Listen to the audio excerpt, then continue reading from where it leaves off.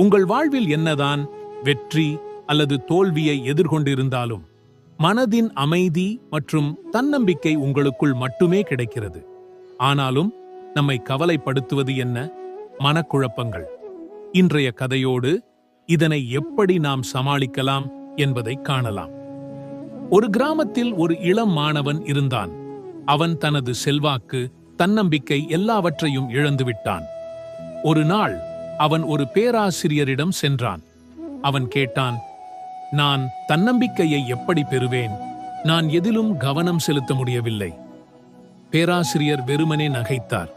அவர் ஒரு கண்ணாடி குடம், சிறு கற்கள், மணல் மற்றும் தண்ணீர் கொண்டு வந்தார். குடத்தினுள் சிறு கற்களை முதலில் வைத்து பின்னர் மணலை சேர்த்தார். கடைசியில் தண்ணீர் சேர்த்த போது மட்டும் அவன் கண்ணில் ஒளி வந்தது. இந்த குடம் உங்கள் வாழ்க்கை. சிறு கற்கள் நீங்கள் நிரந்தரமாக கருதும் முக்கிய விஷயங்கள். உங்கள் ஆரோக்கியம், உறவுகள், தன்னம்பிக்கை.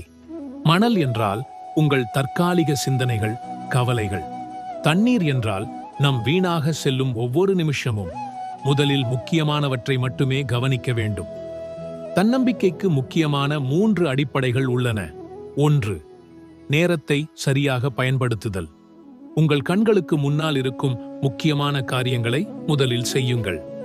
2வது, தவறுகள் எனவே பாடங்களாக மாறும். தோல்வி தன்னம்பிக்கையை அழிக்காது. அதில் நீங்கள் பயிலாமல் இருக்கிறீர்கள் என்பதே சவால். 3ஆம், தினசரி தியானம். உங்கள் மனதை சீர்படுத்தவும் மனக்குழப்பங்களை அகற்றவும் சிறந்த பயிற்சி இது. நான் இளம் வயதில் நிறைய தவறுகளை செய்தேன். ஆனால் நான் என்ன சொல்ல விரும்புகிறேன் என்றால், ஒவ்வொரு தவறும் என் தன்னம்பிக்கையை அதிகரித்ததற்கு ஒரு பாடமாக மாறியது. அதை நீங்கள் அனுபவமாக பார்க்க வேண்டும். நம் வாழ்க்கையின் பயணத்தில் தன்னம்பிக்கையை மேம்படுத்த நாம் எப்போது வேண்டுமானாலும் தொடங்கலாம். உங்களுக்கு என்ன முக்கியமோ அதை முதலில் செய்யுங்கள். மனதை சீரமைத்துக் கொள்வதற்கான வழிகளை தியானத்தின் மூலம் உருவாக்குங்கள். தன்னம்பிக்கை உங்களுக்குள் இருக்கிறது, அதை கண்டுபிடியுங்கள். நீங்கள் என்ன சிந்திக்கிறீர்கள்? கீழே கருத்துக்களை பகிர்ந்து கொள்ளுங்கள். இந்த பயணத்தில் நாங்கள் ஒன்றாக இருக்க முடியும். இந்த காணொளி உங்களுக்கு பயனுள்ளதாக இருந்தால் அதை பகிரவும், மற்றவர்களை ஊக்கப்படுத்தவும்.